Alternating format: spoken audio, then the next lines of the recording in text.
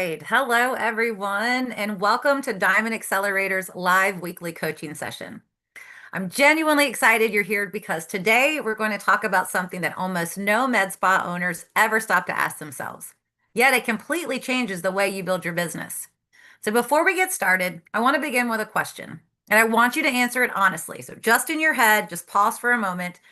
And if I asked if a buyer walked into your med spa tomorrow and they said, I want to buy your business, would they keep you or would they replace you?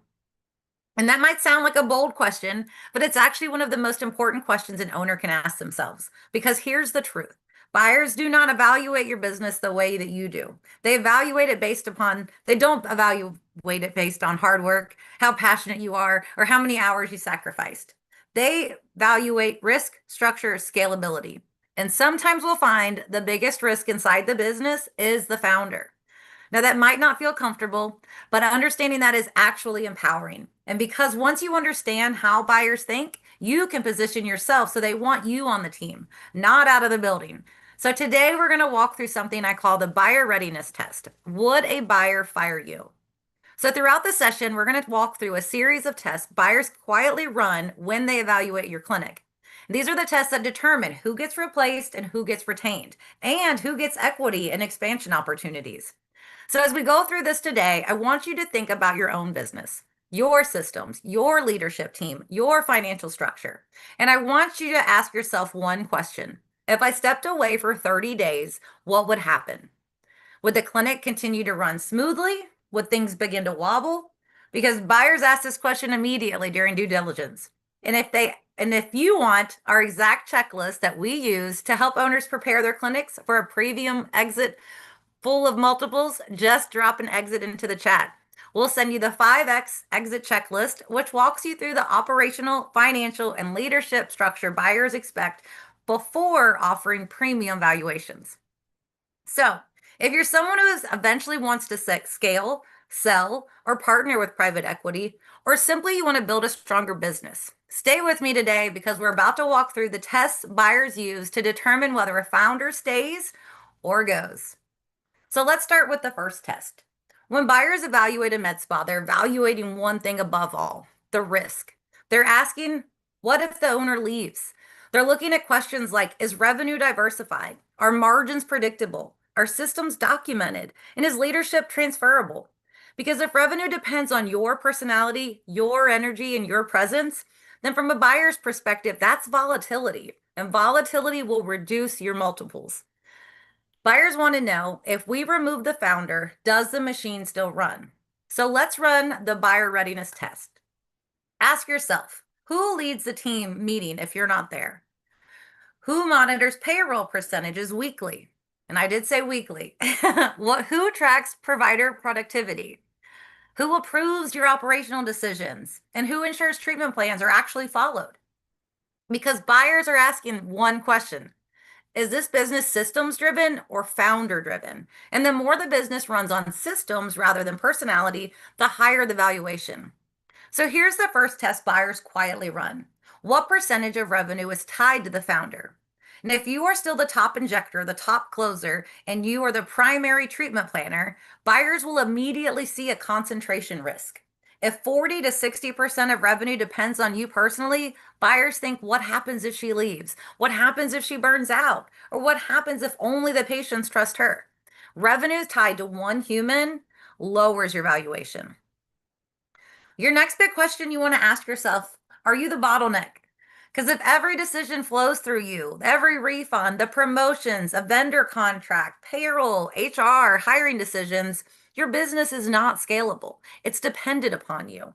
And buyers do not want to inherit a business that stops when the founder stops. They want empowered leadership, not founder dependency. So if you want the same checklist we use to help owners prepare their clinics for premium exit multiples, just drop exit in the chat and we'll send you that 5X exit checklist. Next, another test buyers run is operational documentation. If SOPs live in your head, if training only happens through shadowing, and if compliance lives in memory instead of documentation, that is an operational risk. And buyers pay premium for transferable systems, not the founder's memory. So a big question to ask yourself, do you speak numbers like an executive. So during due diligence, buyers ask questions like, what's your payroll percentage? What's your EBITDA? What's your revenue per hour? What's your cost per lead? What's your average treatment plan value? And if the founder hesitates, doesn't know the answer, the confidence is going to drop immensely because executives speak numbers fluently and operators speak revenue. Buyers retain those executives, they replace operators. So I have a story. We'll talk about a founder who was fired. So we'll call her Lauren. So Lauren had a nice business, 2.6 annual revenue, strong local reputation, fully booked injectable schedule, 12 employees. So on paper, she looked really acquisition ready. But during due diligence, buyers discovered something important. Lauren personally generated over 50% of the clinic's revenue. And when she took a 10-day vacation the previous summer, that explained a 30% revenue drop when she was out of the clinic. Those are numbers that jump out at buyers when they're looking at a P&L. So her providers clearly relied on her to close all the treatment plans. Payroll percentages fluctuated because she had a manual adjusted bonus system. And she had created SOPs, but they weren't ever used. They were not consistently enforced, and no one could speak to them. So when buyers ask what happens if Lauren steps back, no one had a clear answer. And that changed everything. So her offer was reduced significantly. And then a 12-month transition period was actually required of her. And at the end of that period, they installed an operating director and they transitioned her out into a small advisory role. And it's not because she wasn't talented and not because she fully wanted to give up her baby, this business she's built from the ground up. She wasn't truly ready to give it all the way up, but they weren't ready to keep her because the business was structured around her instead of beyond her. And so she didn't build a profitable clinic. She did not build a transferable asset. So drop exit in the chat if you want the checklist that helps you to avoid this situation.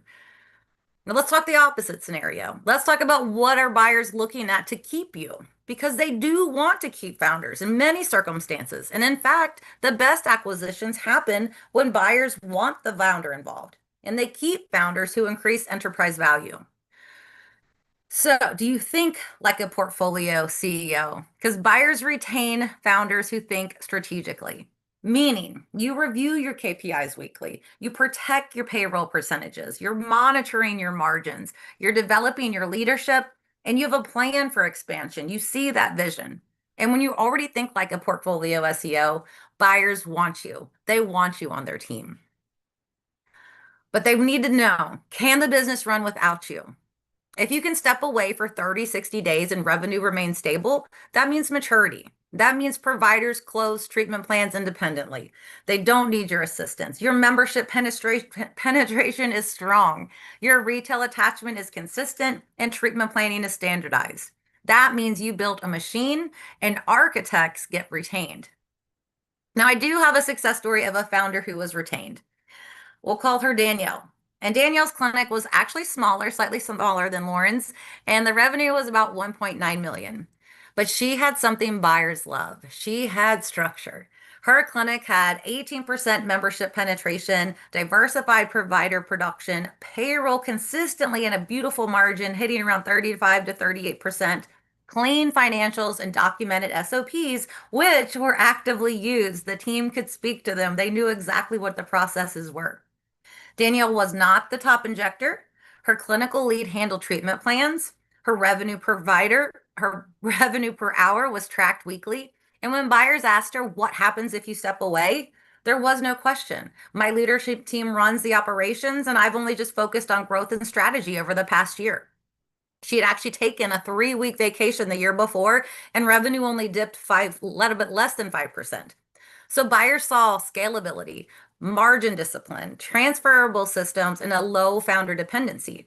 So instead of replacing her, they actually offered her equity. She was offered expansion capital, building on new businesses, and a regional leadership opportunity because she wasn't the revenue. She was the strategist behind it. And that's the difference between being replaced and retained. Now, I do have one more example because sometimes the best outcome isn't just retention, it's freedom. And I worked with a founder who had a very successful clinic for over 15 years, built her practice, loved her patients, but she was truly exhausted from all of the operational details, the staffing, the compliance, payroll, marketing. and just the constant pressure of being responsible for everything. She didn't want to retire. She didn't want to give up her baby. She still loved injecting, but she didn't want the headache of ownership anymore. So here's what made her different. She had already built a great system. She had a strong leadership team, documented SOPs, which in fact were being used and implemented, consistent KPIs that she could speak to, and diversified provider revenue. So when the buyer evaluated this clinic, they didn't see risk. They saw a well-built asset with a respected founder. So instead of removing her, they offered her equity in the new group, commission on the patient she chose to see, and complete control of her schedule. So she's then started working 2 days per week, no payroll stress, no operational headaches, no HR issues to deal with. And she sees the patient she enjoys, and she earns income from the clinic, and then she still benefits from the equity growth of the business. That's what happens when you build a business that doesn't depend on you, but values you. So now we want to pause and hold the mirror up to ourselves and run a few final buyer readiness test questions. Ask yourself honestly, is your business dependent on your energy? Could your clinic continue growing if you stepped away for 30 days? Are all decisions driven by systems or by your presence and your input? Do providers confidently close treatment plans without you in the building?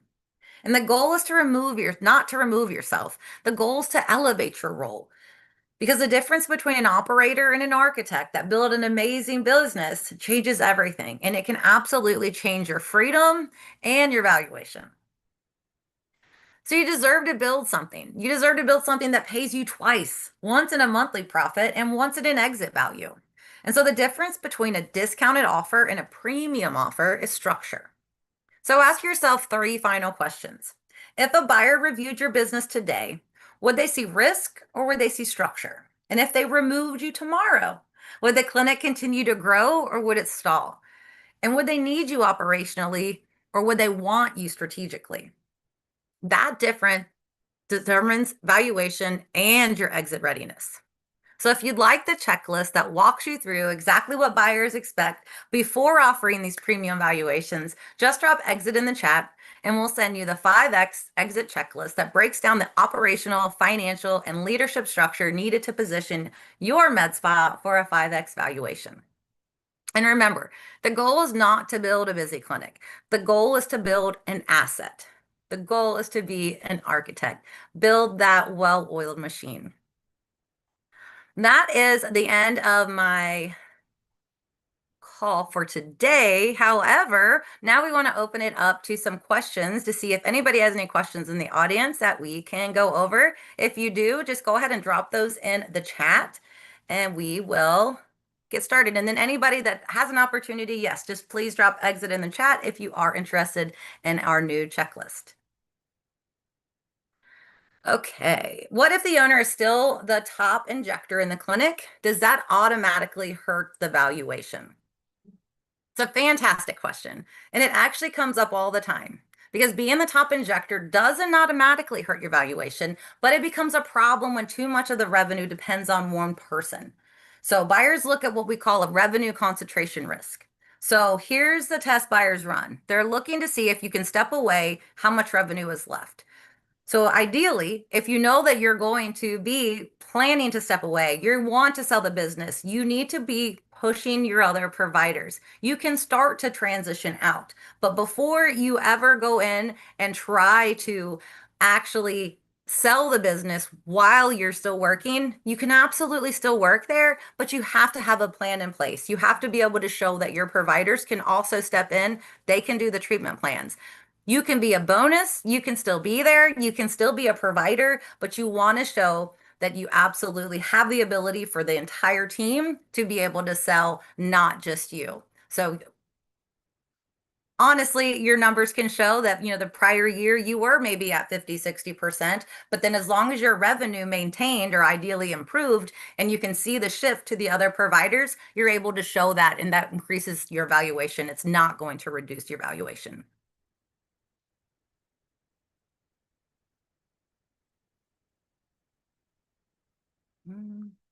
How early should a med spa owner start preparing for a sale or an exit? Today. Never too early. So essentially, when you're looking to sell your business, they're always going to look to up to at least ideally 3 years of performance. But realistically, you can show an upward trend for a year to 2 years. However, you don't want to start 6 months prior. You don't want to start just a month before and then think you can go in and start getting some offers. Absolutely. Can you go in and say, hey, this is my business and can you get an offer? Absolutely. But is it going to be the best offer? I can assure you it will not be.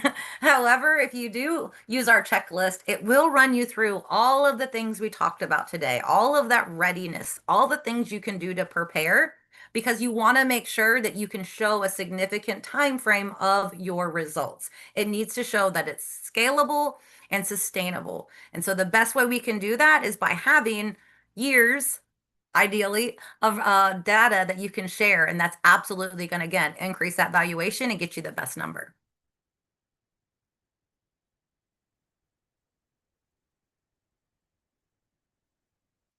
Do founders usually have to leave after a med spa is acquired? Great, great question. Do hear this a lot. You're not required to.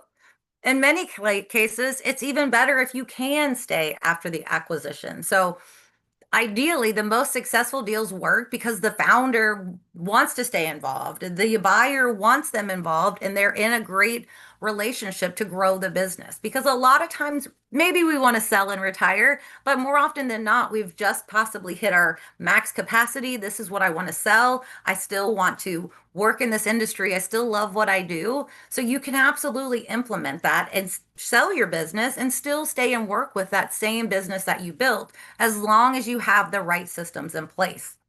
Now, unfortunately, if you don't have the systems in place and you're not showing your value, you may have your baby bought and then it's taken away and you don't get to come back and see it anymore. So ideally, when you're setting up these situations and you're ready to sell your business, you want to show how valuable you are and how you can help. So that's again talking about regular advisory, regularly seeing patients, overseeing, give a time frame. Maybe it's 5 years, maybe it's 6 months, maybe it's 0 months, but it's never an automatic that you have to pull yourself completely out of the business. Is there an option all the time? Yes. But ideally, you can find what works best for you and you can find the right buyer as long as you're completely comfortable with what you're looking for and can express that during the conversation. You absolutely can stay on in most circumstances in some capacity, um, as long as, again, all your systems are in place, they're happy to keep you on.